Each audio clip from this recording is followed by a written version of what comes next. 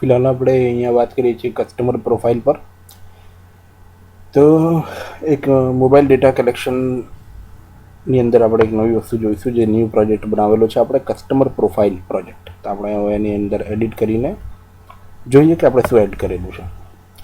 Customer profile almost જેટલી detail લખવા જેવી છે બધી લખેલી છે. આ છે આપણી પાસે as it is form items માટેનું એડ ન્યૂ ફિલ્ડ, જેની અંદર આપણને મલ્ટિપલ ઓપ્શન્સ મળે છે, જે બી આપણે સિલેક્ટ કરવા આપણે દરેક ફિલ્ડમાં કરી શકીએ.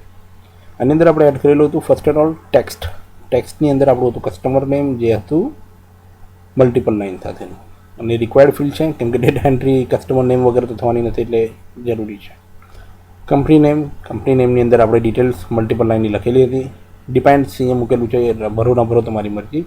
ડિપેન્ડન્સીસ આપણે કોઈ મૂકેલી છે, નો ડિપેન્ડન્સીસ, મતલબ કોઈ નહીં. કંપની નેમ તમને દેખાશે, ભરવું ન ભરવું તમારી મરજી છે. Office address again multiple line તમે મૂકેલી છે, ડિટેલ લખી નાખો તો સારી વસ્તુ છે, કોઈ રિક્વાયર્ડ ફિલ્ડ નથી. ડિપેન્ડન્સીસ મૂકેલી છે, હા કયું કંપની નેમની અંદર આપણે કોઈનો કોઈ વેલ્યુ હોવી જરૂરી છે. મતલબ જો કંપનીનું નેમ લખ્યું છે તો કંપનીનો ઓફિસ એડ્રેસ પણ તમારે ઓપ્શનમાં લખવો જોઈએ. તો જોઈએ ને બેસ પર આ કોલમ તમારી ઊભી થઈ જશે, તમે જેની અંદર ડેટા એન્ટ્રી ધારો તો મલ્ટિપલ લાઇનમાં કરી શકો. અગેન આ ઇટ્સ નોટ રિક્વાયર્ડ હોય તો કરો, નહીં તો કંઈ નહીં. તો એ વસ્તુ પૂરી થઈ ગઈ. હવે ઓપ્શન આવે છે મોબાઈલ નંબર 1.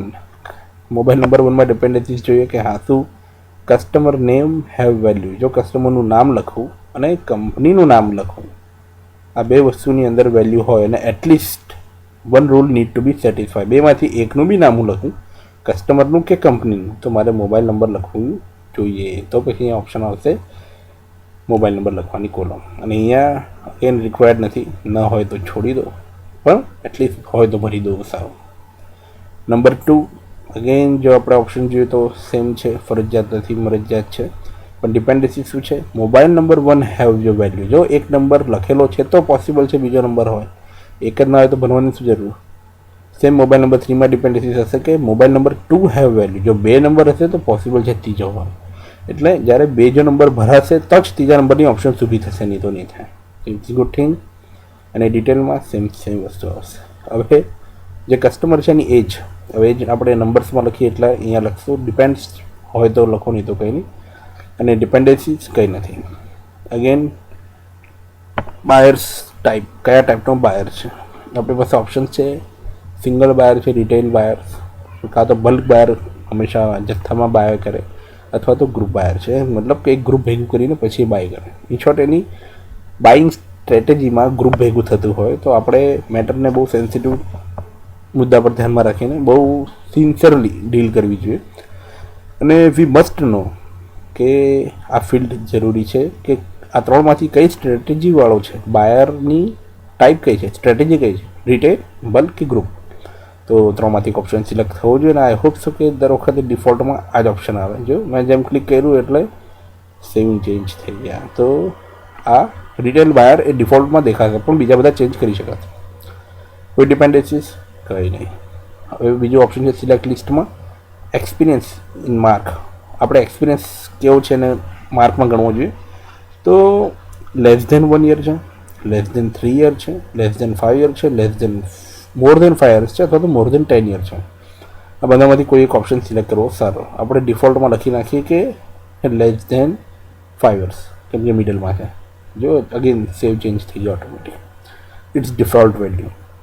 અગેન ડિપેન્ડન્સીસ જોઈએ તો શું, buyers type be equal to bulk buyer, મતલબ બલ્ક બાયર હોય તો ઓપ્શન ઊભો થાય. બાયર ટાઈપમાં આવે group buyer. In short retail buyer માટે એક્સપિરિયન્સ કસ્ટમરનો જાણવાની આપણે ખાસ જરૂર નથી કે કેટલા ટાઈમથી છે, કેમ કે રિટેલ બાયર છે, સિંગલ પરચેસ કરે છે, એની પેટર્ન જ એવી છે. પણ જો એ તમારી સાથે બલ્ક બાય કે ગ્રુપ બાય કરે તો આપણે એનું માર્કેટ એક્સપિરિયન્સ કેટલું છે એ વસ્તુ જાણવી જોઈએ. એટલા માટે ઓપ્શન એની મેં ઊભો થશે ડિપેન્ડન્સીસ પર. Good thing. Next influence on market. હવે ઇન્ફ્લુઅન્સ ઓન માર્કેટ કેવું હોઈ શકે. એક તો વસ્તુ છે કે ડિપેન્ડ્સ ઓન માર્કેટ, એ પોતે જ ડિપેન્ડ હોય માર્કેટ ઉપર. બીજી વસ્તુ છે માઉથ માર્કેટિંગ કરે. ઇન શોર્ટ એણે આપણી પાસેથી કંઈક જાણ્યું, સારો અનુભવ હશે તો માર્કેટમાં એ બીજાને શેર કરશે, અને હેલ્પિંગ નેચરમાં આવે. બીજો ઓપ્શન છે કે નોટિસેબલ ઇન માર્કેટ. માર્કેટમાં એ વ્યક્તિ છે એવી માર્કેટને નોંધ છે, એટલો એ વ્યક્તિ વેલ્યુબલ છે. ચોથો એક ઓપ્શન છે કે motivate and encourage the market. Means કે એનાથી એને જોઈને માર્કેટને નવી ઉર્જા મળે છે, નવી એન્કરેજમેન્ટ મળે છે. તો એ વસ્તુ ખરેખર બહુ સારી કહેવાય. ઇન શોર્ટ પોઝિટિવ એવું કહેવાય. આવા વ્યક્તિઓના રિવ્યૂઝ બહુ મેટર કરે અને આ લોકોની સક્સેસ સ્ટોરીઝ ઓલમોસ્ટ માર્કેટમાં બધાને ઘણી મોટિવેટ અને એન્કરેજ કરતી હોય. એને જોઈને એ ફિલ્ડમાં નવા લોકોની એન્ટ્રી લાગતી હોય અથવા તો આવેલા હોય, ઓલરેડી એક રિસ્પેક્ટ વેલ્યુ મેન્ટેન કરેલી હોય. અને બીજું છે કે ઇફેક્ટ ઓન માર્કેટ, મતલબ કે માર્કેટમાં જેનો દબદબો છે, જેના ગરજ ઉપર માર્કેટ ચાલે છે. જો એ વ્યક્તિ જે તે ફિલ્ડમાં અટકી જાય તો એ પોતાના માર્કેટને ખાસું એવું નુકસાન પહોંચાડી શકે, જે રિફ્લેક્ટ થઈને ક્યાંક ને ક્યાંક બાય ધ સેલ્સ ઉપર બી ડિપેન્ડ બને. તો જરૂરી છે કે આપણે આમાંથી કઈ વસ્તુનો છે એના પર અંદાજો લઈએ અને આ વસ્તુ રિક્વાયર્ડ છે કે ભરેલી હોવી જોઈએ. ડિફોલ્ટમાં આપણે ઓલરેડી ડિપેન્ડ્સ ઓન માર્કેટ લખેલું છે. હવે આની ડિપેન્ડન્સીસ જોઈએ શું છે. Experience in market have the value, મતલબ જો એ વ્યક્તિનો માર્કેટમાં કોઈ એક્સપિરિયન્સ છે તો જ આ ઇન્ફ્લુઅન્સ ઓન માર્કેટ બી ઓપ્શન ઊભો થશે. એટલે એ વસ્તુ સમજવાની છે. બીજું છે હવે influence on finance. Influence of ફાઇનાન્સની ડિપેન્ડન્સીસ ક્યારે આવે છે? અગેન ઇન્ફ્લુઅન્સ ઓન માર્કેટ, મતલબ જો માર્કેટ ઉપર એની કોઈ ઇફેક્ટ છે તો સમજવાની વસ્તુ છે કે ફાઇનાન્સમાં બી એની કોઈ ઇફેક્ટ હશે, સારી ખરાબ નથી જે બી હશે તે. તો એ ઓપ્શન ત્યારે જ ઊભો થશે જ્યારે ઇન્ફ્લુઅન્સ ઓન માર્કેટમાં આપણે કંઈક ભરીશું. હવે જોઈએ કે ઇન્ફ્લુઅન્સ ઓન ફાઇનાન્સમાં શું ઓપ્શન્સ છે. ફર્સ્ટ કે ડિફોલ્ટર છે ભાઈ. ડિફોલ્ટર એક કોમન વસ્તુ છે, ખાસ કરીને જ્યારે ઇન્ફ્લુઅન્સમાં નેગેટિવ માર્કેટ હોય તો આ નેગેટિવ ઓપ્શન ગણાશે.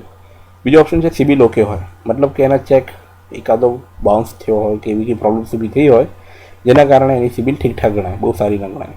બીજું છે સિબિલ પ્લસ, મીન્સ કે એનો એક બી ચેક બાઉન્સ નથી પણ ઓવર એક્સપ્લોઝર અને ઓછા સમયમાં વધારે લોનો લઈ લીધી છે, તેના લીધે બીજી બેંક એના પર રિસ્ક લેતા ગભરાય છે. આવા સમયમાં તમને પ્રાઇવેટ ફાઇનાન્સ અથવા તો શ્રીરામ ફાઇનાન્સ એવી બધી ફાઇનાન્સો કે જે લોકો સિબિલને બહુ ધ્યાનમાં નથી રાખતી એ લોકો લોન એરેન્જમેન્ટ કરી નાખશે. ઇન શોર્ટ આ કસ્ટમરની લોન તો ચેલેન્જિંગ એટલી બધી નથી, કરી શકાય. એની સામે આ ચેલેન્જિંગ ખરેખર ગણાય ને આ તો કદાચ કોઈ બેંક બી નહીં કરે, શ્રીરામ બી નહીં કરે, ડિપેન્ડ્સ. બીજો ઓપ્શન છે ETR. કસ્ટમરનો ટ્રેક રેકોર્ડ પરફેક્ટ છે અને એ ગમે ત્યારે ધારે ત્યારે એને તમે લોન માટે કાગળિયા પુટઅપ કરો તો તમને નોર્મલ પ્રાઇવેટ બેંક HDFC ને એક્સિસ સુધી લેવલ પર એ કામ ઇઝીલી પતી જાય. હજુ આપણે BOB ને બધા પર નથી જતા, પણ પ્રાઇવેટ ફાઇનાન્સવાળા જેટલા બી છે તમારી બેન્કિંગ ફાઇનાન્સ કંપનીઓ પણ જે સરકારી નથી, નોન સરકારી, નોન ગવર્મેન્ટ, એ બધી આના પર તરત જ ફાઇનાન્સ કરી નાખશે. Just like ICICI, just like axis, just like HDFC. તો આ બધી લોકો તરત જ કરી નાખશે. ઇન શોર્ટ બેંક કરી નાખશે. બીજા એક છે બેંક બોસ ટાઈપ.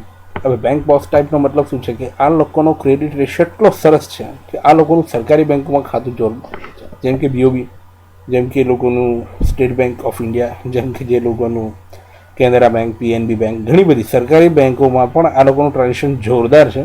આ લોકોનું વ્યાજ દર એકદમ સસ્તું આપવા માટે સરકારી બેંકો ખરેખર બહુ સારું કામ કરે. અને જે આવા ટાઈપના લોકો હોય એ લોકોને તમારી HDFC, એક્સિસ એ લોકો ઘણા ઓછા વ્યાજ દર પર ફાઇનાન્સ આપવા માટે તૈયાર હોય છે.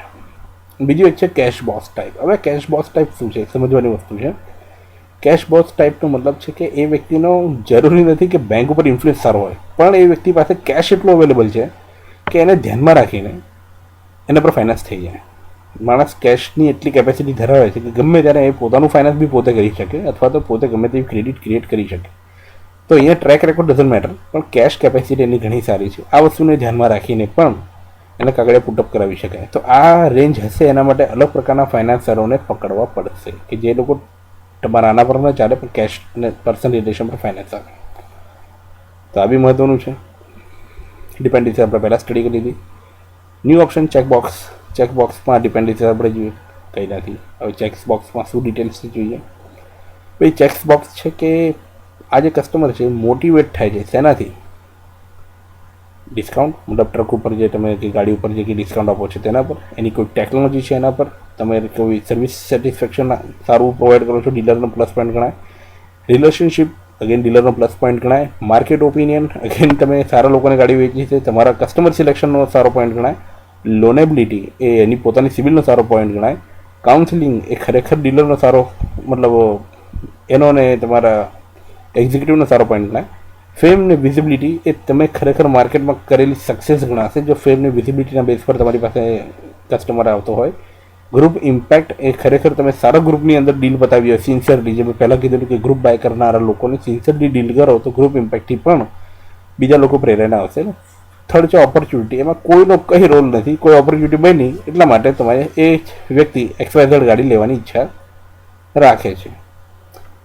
તો મેન ઓપ્શન છે ડિપેન્ડન્સીસ, અગેન કંઈ નથી. હવે બીજું ઓપ્શન પકડીએ કી ફેક્ટર ફોર બાઇંગ. હવે અગેન આની અંદર છે મોટિવેટેડ બાય.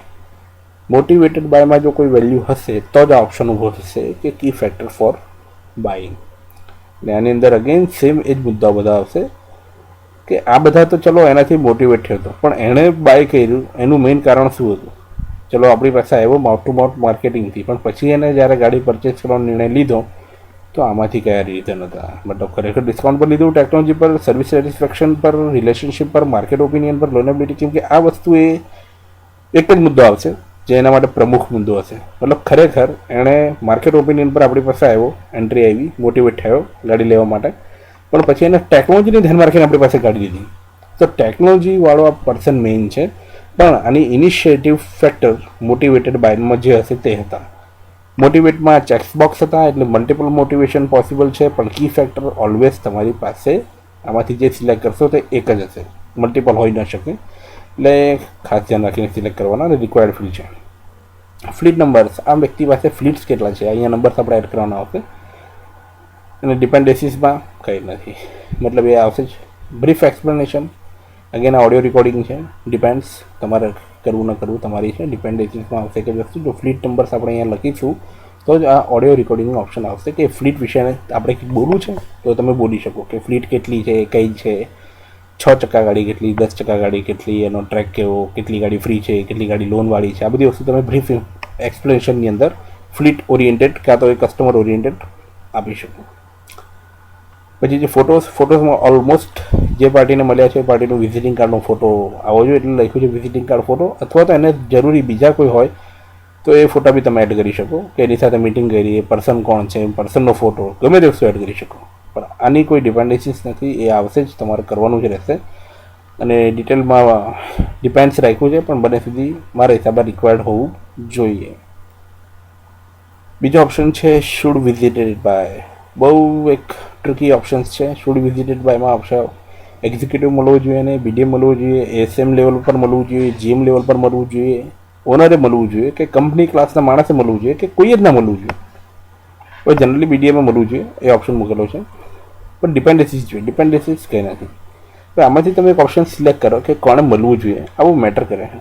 જ્યારે તમને લાગે છે રિટેલ કસ્ટમર છે તો રિટેલ કસ્ટમર એક્ઝિક્યુટિવને ફર્સ્ટ મળશે, BDM સુધી જશે ને ASM સુધી ડીલ ક્લોઝ થઈ જશે રિટેલ કસ્ટમર. જ્યારે ગ્રુપ ડીલ હશે કે પછી તમારી બલ્ક ડીલ હશે ત્યારે મેટર શરૂ થશે તમારી એક્ઝિક્યુટિવથી, તરત કૂદીને જશે ASM પર, ASM લઈ જશે GM પર, GMને લાગશે તો એ સીધો કુદાડશે ઓનર માટે, કંપની ક્લાસ માટે, બેમાંથી એકનો ઓપ્શન પકડશે. અને એક ત્રીજો ઓપ્શન હશે કે આ ડીલ કરવી જ નહીં જોઈએ, તો એક્ઝિક્યુટિવને જ ખબર પડી જશે કે મારા લેવલ પર આ વસ્તુ સ્ટોપ થઈ જવી જોઈએ, તો તરત જ નો વનનો ઓપ્શન ક્લિક કરી નાખશે. તો આ એક બહુ જરૂરી ફિલ્ડ છે, કરવું જોઈએ. Why should visited, that is the main thing. કે વિઝિટેડ કેમ હોવું જોઈએ એ લખવું જરૂરી છે. એક સેકન્ડ પાઉઝ કરીએ. Why should visited main option હતો ને એના માટે ઓડિયો રેકોર્ડિંગનો ઓપ્શન મૂકેલો છે. ઓડિયો રેકોર્ડિંગની અંદર તમે ઓડિયો રેકોર્ડિંગ લખી શકો છો, મતલબ બોલી શકો છો. હવે એના માટે આપણે અહીંયા ડિપેન્ડન્સીસ મૂકેલી છે. શું કે જો શુડ વિઝિટેડ બાય મતલબ કે તમને લાગે છે કે આ વ્યક્તિ મળવો જોઈએ, એની અંદર નો વનનો ઓપ્શન હોય તો ઓડિયો રેકોર્ડિંગમાં એક્સપ્લેન કરવું પડે કે કેમ કોઈ એની મળવું, કાં પછી GMનો ઓપ્શન હોય, કંપની ક્લાસનો હોય કે ઓનરનો હોય. તો આમાંથી કોઈ પણ, આ ત્રણમાંથી કોઈ પણ મળે તો કેમ મળે એના માટે એક ઓપ્શન મૂકેલો છે. રેકોર્ડિંગમાં તમે કારણ આપો કે તમે લખ્યું ભાઈ કંપની ક્લાસના વ્યક્તિ મળવું જોઈએ શુડ વિઝિટેડમાં, તો કેમ એનું એક્સપ્લેનેશન તમારા ઓડિયો રેકોર્ડિંગમાં આપવાનું છે. કે તમને લાગે GM મળવું જોઈએ તો કેમ GM, ઓનર તો કેમ ઓનર, કંપની ક્લાસ તો કેમ કંપની ક્લાસ, અને કોઈ નહીં તો કેમ કોઈ નહીં. આ 4 ઓપ્શન્સ માટેથી એકનું એક્સપ્લેનેશન જે બી તમે સિલેક્ટ કરશો એનું એક્સપ્લેનેશન તમારે આ ઓડિયો રેકોર્ડિંગમાં આપવાનું રહેશે. અને આ વસ્તુ અગેન રિક્વાયર્ડ એટલે ફરજિયાત છે. અગેન બીજી વસ્તુ આવ્યું ડેટા ફિલ્ડ બાય. ડેટા ફિલ્ડમાં ઓપ્શન આવશે આમાંથી કોણ, જે બી નામ જો એડ કરવાશે થશે, તો ડેટા કોણે ફિલ્ડ કરે બહુ મેટર કરશે. કયા એક્ઝિક્યુટિવ લેવલ પર કે BDM લેવલ પર થયો હશે એ મેટર કરશે. અને ડિપેન્ડન્સીસ છે કે should visited by have value, મતલબ શુડ વિઝિટેડ બાયમાં તમે ડેટા નાખ્યો છે તો પછી આ ડેટા કોણે નાખ્યો છે એ ખરેખર મેટર કરનારી વસ્તુ છે. તો એ વસ્તુ થઈ ગઈ. અગેન પછી બીજો ઓપ્શન છે નોર્મલ જે ડિવાઇસ મોડલ હતો કે આ ડેટા કયા ડિવાઇસ મોડલમાંથી આવેલો છે, કયા ટાઈમે આ ડેટા એન્ટ્રી થઈ અને જીપીએસ લોકેશન કયું હતું. બસ આટલી વસ્તુ છે એડ કરેલી અને આપણી પાસે બની ગઈ એક એપ્લિકેશન સિમ્પલ ડેટા એન્ટ્રી માટેની, જેની અંદર તમારી કસ્ટમર પ્રોફાઇલ હેડિંગ છે. Already please contact on number આપી દીધેલો છે ફોર ફર્ધર ડિટેલ્સ. આ દેખાશે એની અંદર. આપણે જે ઓપન પ્રોજેક્ટ આપણે જઈશું એટલે આપણને દેખાશે ડેટા એન્ટ્રીના જે લોકેશન. કસ્ટમર પ્રોફાઇલમાં આપણે ટોટલ આ 3 છે project: buying stage profile, customer profile અને data entry by HTML. Okay, આ વિડીયો બી પૂરો થયો.